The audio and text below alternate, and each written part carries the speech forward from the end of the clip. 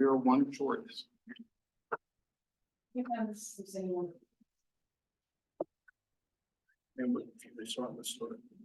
Roger, give me just 1 second. Roger's on, yes. We have 7.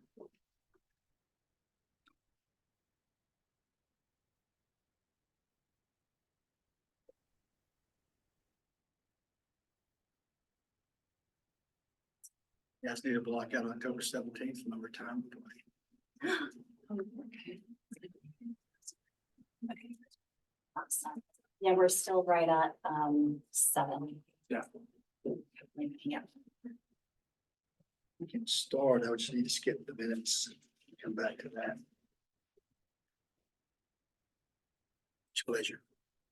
Yeah, that's fine. Let's try to get quorum before. Yeah. Do minutes at the end. Or the minute you get for. Yeah, before Lisa, I'm like, it's got to leave the notes. Yeah, once we have a quorum, we'll take minutes out. Are we live? We are live. But we're sitting right at 7 members for quorum purposes. So that's 1 shy. Good morning. Can you guys hear me okay? Good Apparently so. morning, yes, Judge. Morning. Good to see you guys. I'm sorry you couldn't make it in person. It's a beautiful day to drive to Atlanta. Always. And Always. Even for Marietta, it's fun. I don't know about that. It's a beautiful day. I wish you could join us here in person. Not too late for some of you to drive on down, as a matter of fact, to Nathan Deal Center and have lunch with us. So thanks for attending the meeting today. We just reached a quorum, so we'll begin our business. We'll ask Latoya to give us our rules. She's moving to the microphone as we speak.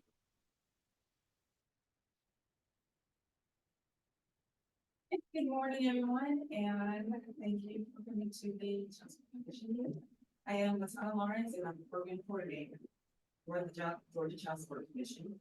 And I will briefly discuss the principles of navigating this meeting today and Child Support Commission meeting members and staff designated as panelists they can speak at any time in this meeting. All other participants are designated as attendees and are muted during the meeting, but may take a message in the Zoom chat feature. Also, anyone wishing to give public comment on speaking today may do so at the end of the meeting after the completion of our agenda. Please state you would like to give public comments by typing your request in the chat. Once you're called on, we will unmute your audio. Our chair, Judge King, will make the information and will be minutes about this meeting. In conclusion of today's meeting, staff will post this recording on our YouTube channel for the Child Support Commission. And I will place that channel in our chat for everyone shortly. Thank you. Thank you. All right, let's move to item 2 on the agenda, which is approval of the minutes. The minutes have been distributed prior to the meeting. Are there any corrections to the minutes?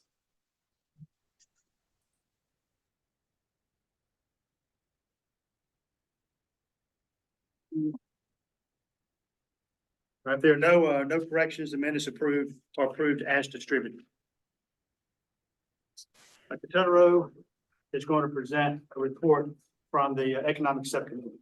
Dr. Tutterow. Great. Thank you so much, Judge Key. The Economic Studies Subcommittee last met on August the 11th of 2023, in which the subcommittee voted to recommend the new basic child support obligation tables for Georgia to the Georgia General Assembly. There have been no subsequent meetings, and as of this time, there are no future meetings scheduled. And any questions for Dr. Tutterow? Thank you, Dr. Tutterow. Thank you. Moving quickly through our agenda, the next is the Statute Review Committee, either Katie or Judge Wolford. Go ahead, Katie. Good morning, everyone. Good morning, Judge Key.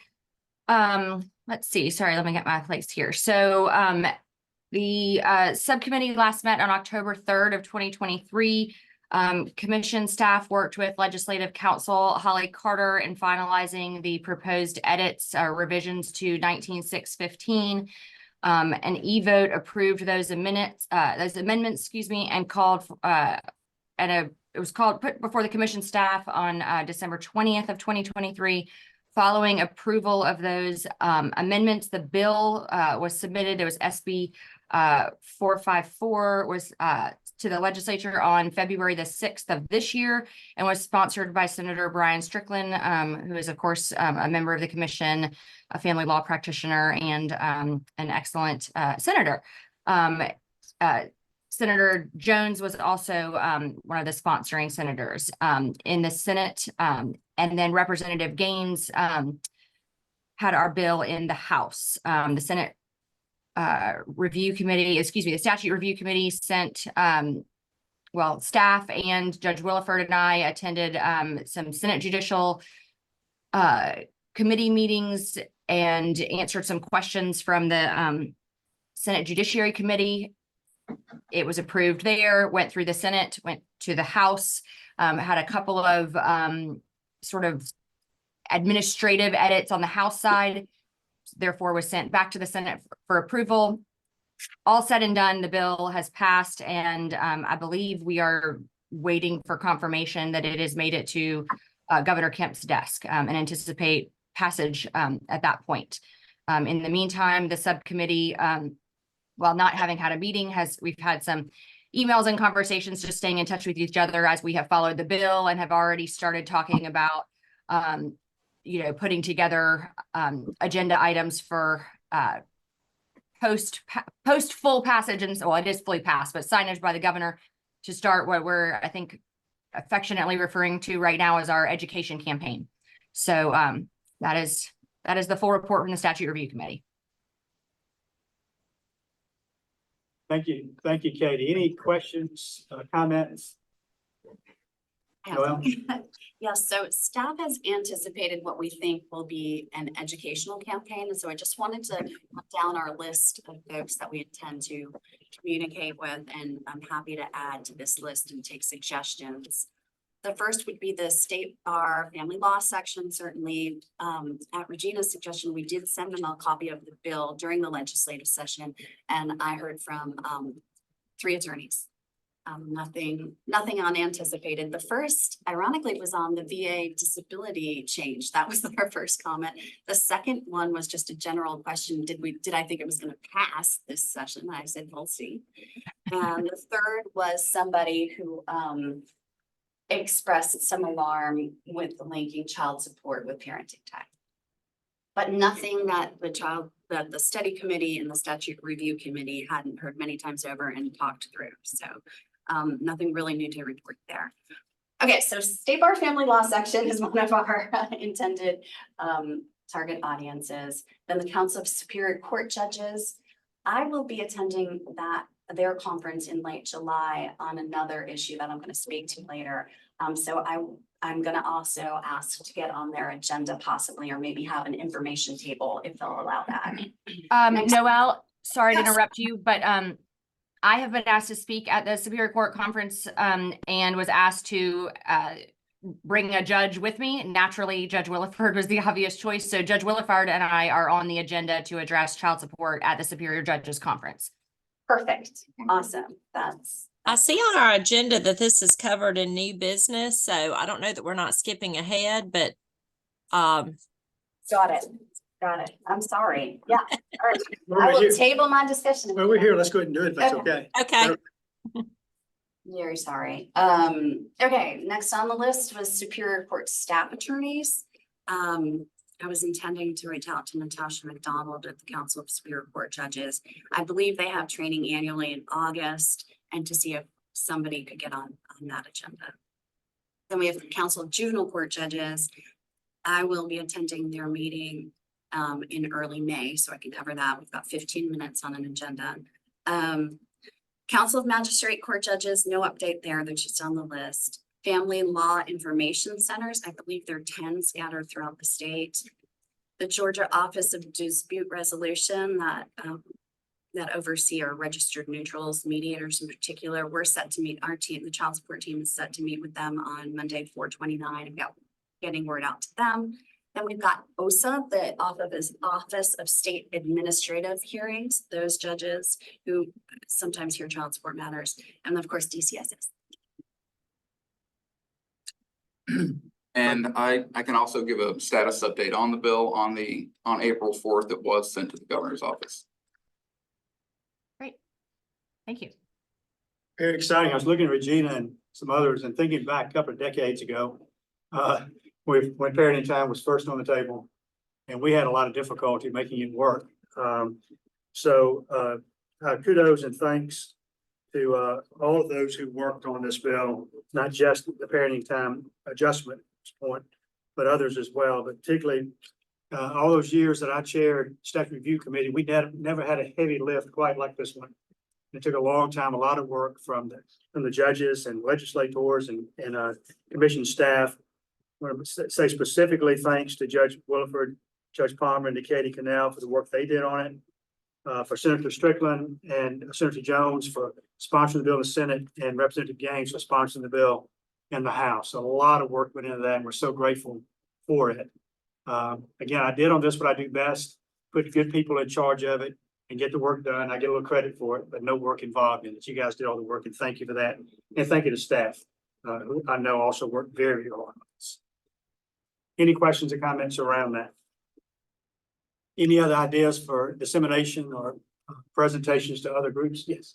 My question actually my comment would be, for the state bar family law section, the annual conference is coming up at the end of May. I think it's May 31st through June 3rd. And that would probably be a great time. I don't know, who is in charge of that schedule, but oftentimes most of the bar is usually there. I attended the conference last year. I will be attending it then this year, but that may be a good place to try to disseminate the information. Thank you. I think that was Christina. I am on the executive committee, and the can report that the agenda has long since been set for that conference, but they, as of it was either earlier this week or late last week. My days are running together, but we had a committee meeting, and it was this week. It was this past Monday night.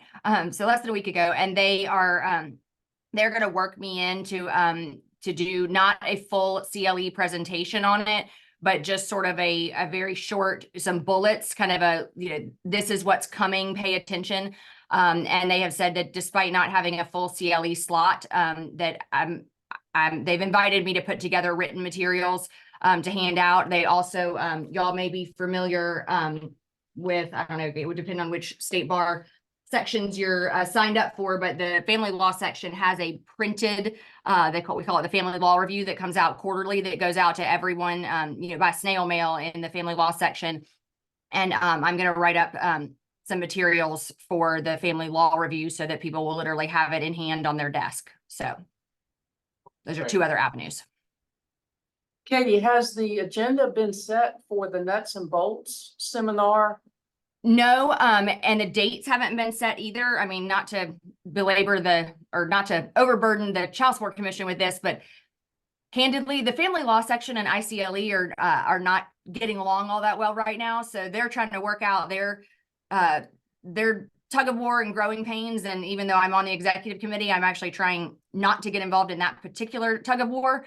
So, but we have an eye on nuts and bolts as well, Regina, to your point. It's a good one, and it's not going to escape us, but I'm not even sure how nuts and bolts is going to work in the next 6 to 9 months. They gotta learn how to play together in the sandbox. And right now they're having a hard time.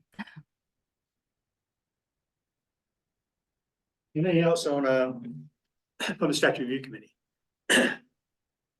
We'll try not to come with any major assignments to Statute Review Committee in the next year or so they can recover from that. We'll move now. Regina Quick's going to present on technology and calculator supplement.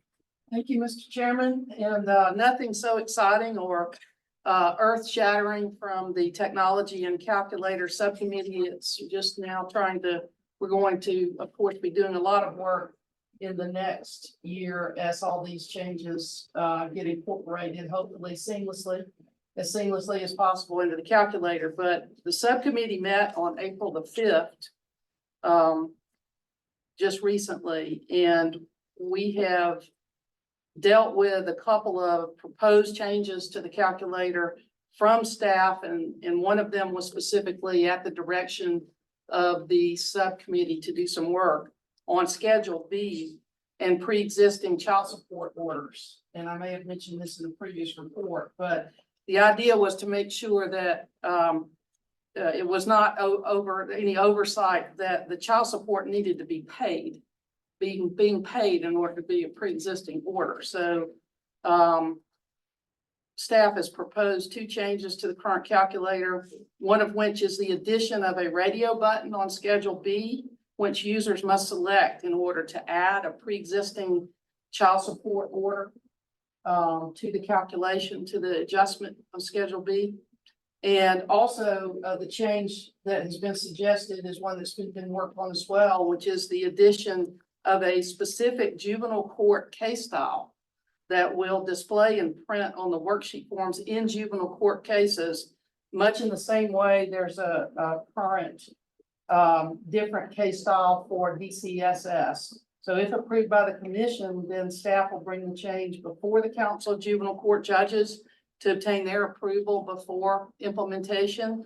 I believe Noelle just said she was going to be down at the council meeting in a couple of weeks. I will be there floating around as well. So we'll hopefully be able to answer any questions, but that's a very simple change and one that I think will just make a world of difference in those juvenile courts that do child support. So the subcommittee does recommend to the full commission the implementation of these changes, and would like a favorable vote today. So this is a standing committee of subcommittee, does not require a second. And any further discussion? All in favor, say aye. Any opposed, say nay. Any abstentions? Motion carries. Thank you, Judge Key. And just we wanted to provide an update on the calculator modernization project. That official kickoff occurred on April the 1st. And we have some members of the administrative officers' reports, IT department here with us today to provide a much more coherent overview than I could ever provide about the technology and who they are. So thank you, Regina. I'm Chrissy King. I work with the IT department at GAOC. We're excited to partner with you all to update the child support calculator and bring a little more modern technology to it. The existing. Excuse me, we can't hear. I'll start again. My name is Christy King. I work with the. I want to go to the mic. Is this any better?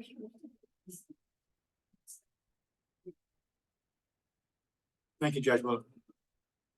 We're working on it. Can you hear me now? Not well, but yes. Had a very difficult time hearing LaTana too until the very last sentence that LaTana said. There was something she did that all of a sudden we could hear. The mic. Speak very closely and speak up a little bit, please. Okay. I am Christy King. I work for the Administrative Office of the Courts and the IT department. We are excited to partner with you all and the child support team to modernize the Georgia child support calculator. The existing calculator was built quite some time ago and now has some aging technologies and dated design principles that we'd like to update. So our team will work to deliver a modern, sustainable as well in terms of technology, and an easier to navigate calculator for both the end user, but also the child support team that will help maintain and support it. So we envision a more seamless input process for the end user, but still having them arrive at the same outcome that they would expect. So this work will take place over the next 8 to 10 months as we work to update and transition to a newer tool and technology. So we are welcome to any questions or any feedback you might have during this process. You can reach out to myself or our IT director, Ben Luke, if you have any follow-up. Any questions, comments? Sounds wonderful and exciting. I was hesitant to tell this story. I told it to Regina before the meeting, but those of us who were around when the calculator was first presented to the commission couple of decades ago, then someone asked the question in that meeting, at what grade level were the instructions written? And someone replied, third grade. I raised my hand and was recognized by the person running the meeting, and I said, you need to dumb it down for the judges. No, I'm just saying. I saw you laughing, Dr. Totoro. You take that feedback, Thank you. Thank you. I don't need another appointment, so I can say things like that. Well, I will say that our district court administrator says he has a hard time getting senior judges to come in and cover child support cases because they don't understand the child support worksheet. And this is, 20 years later. So maybe you could really dumb it down. We could get some senior judges to come in and cover child support cases now. That's funny you should say that, Judge Wilford, because I hope if the governor sees fit, that he will appoint me as a senior judge in January of next year after I retire. And I'm looking for work, so maybe I can come. Good. We'll call you on all our child support cases. Thank you so much. All right, anything else from the subcommittee? No, sir. Thank you, Deputy Commissioner. Quick. All right, I think we have covered, as we move to new business, we've covered 454. Anything else on that? I apologize, and no, I don't have. That's great. We got to stretch it out so we still, lunch gets here just as we end the meeting maybe. So let's move to a status of HB 499. Yes, thank you, Judge King. So 499 is HB 499, as you may remember, provides for support for disabled children who are past the age of majority. We had Chair Hitchens, the primary sponsor of the bill, join us for 2 meetings over the last year or so. And originally HB 499 amended the child support guidelines statute, of course, 19615. But late in session, a substitution was offered that creates a new code section called 19615.1.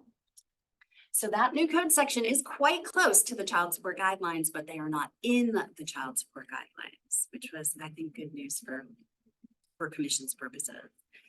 The only change to 19615, the guidelines statute, is a single sentence that says the child support guidelines provided in this code section, meaning the child support guidelines, shall not apply to support for a dependent adult child as defined in code section 19615.1.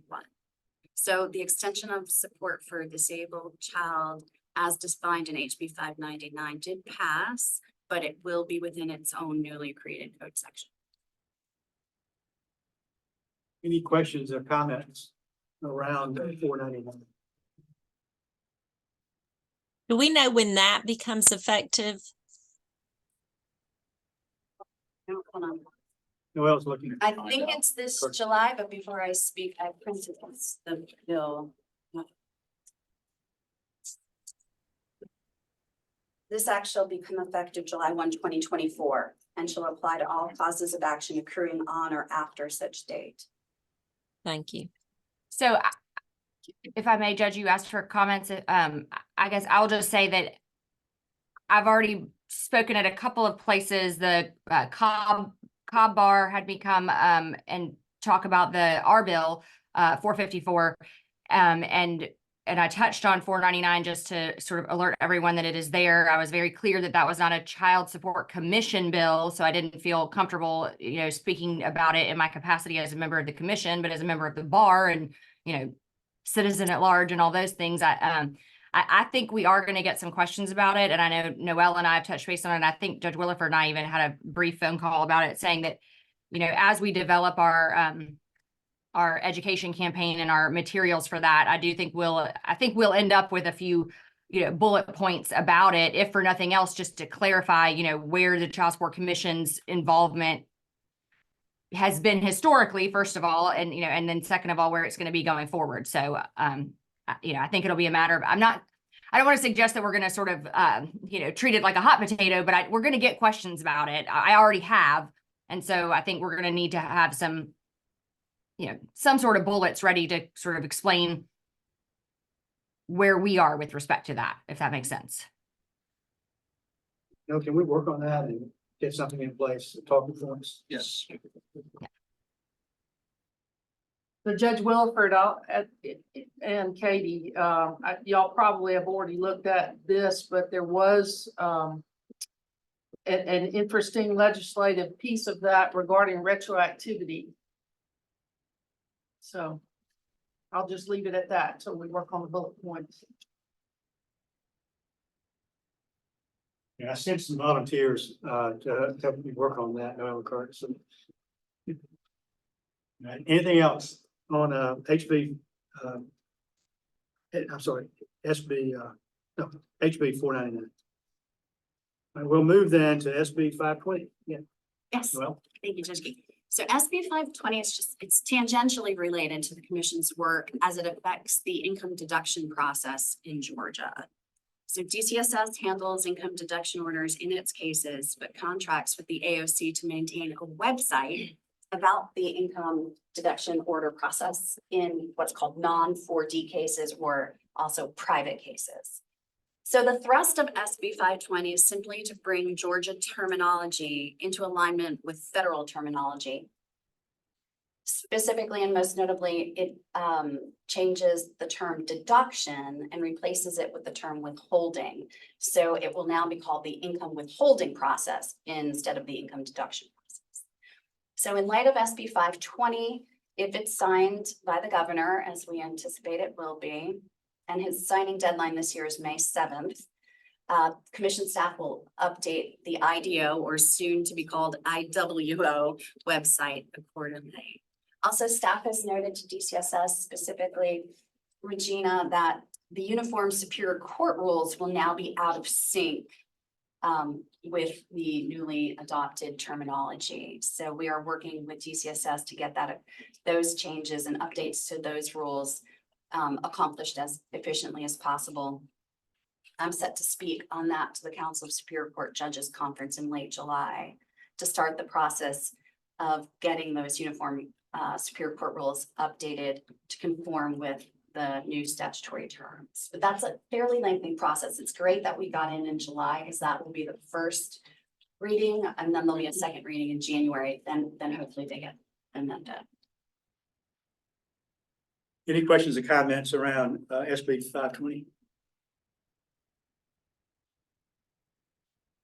Hearing none, we'll move. Did anyone sign for public comment?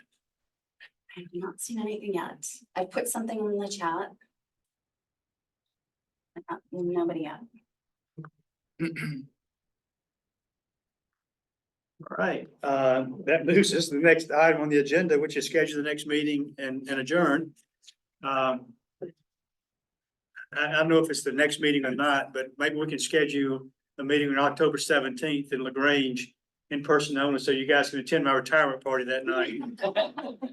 My wife's giving me a retirement party, 2.5 months before I retire. She's very anxious for that to take place. Maybe a lot of people in Troup County are, I'm not sure.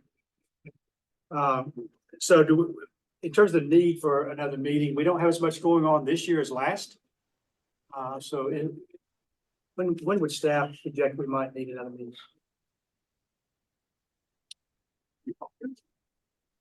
Yeah. That's.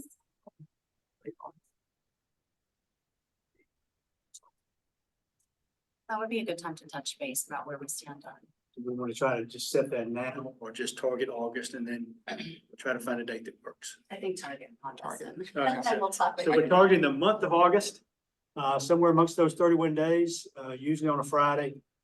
We will try to schedule the commission meeting. We'll try to do this as quickly as possible to get it on everyone's calendar. Anything else for the good of the order? Thank you. Happy spring to everyone. Thank you. Ditto. Judge. Thank Thanks, you. Rob. Weekends all. Oh, I'm so sorry. And I am seeing You may have something.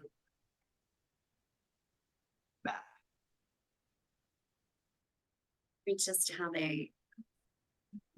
A question really, can someone give a Cliff's Notes explanation of that new bill about disabled adults? This is a question from you, like, what new impacts will non-custodial parents, typically fathers, now incur? And so Katie, does anybody want to speak to that specifically? I mean, I can in a very general way with no authorship or ownership of the bill. I think that question's for Mr. Atone. The bill is written to be gender neutral, of course, so it doesn't refer to fathers or mothers specifically. I don't have it in front of me. At one point I had some notes on it because I did give some bullet points to the Cobb bar. Let me see what I can. All right, don't hold me to this, but first of all, if you just Google it, you can find the language in it. So that, feel free to do that, obviously. But I know there are things like the disability in question has to have occurred before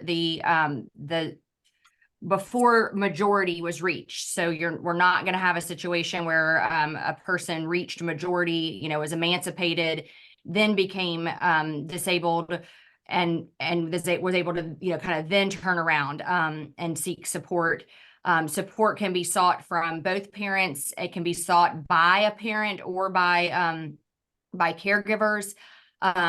It's not limited to the superior courts. So I actually think we're going to find, I think at some point we're going to be hearing from probate judges and other courts who handle guardianships and things like that. Not guardians ad litem who address, custody, but guardianships because we're talking about adults. The definition of disability is pretty broad. It can be mental or physical, but I remember reading it thinking that it was a broad definition.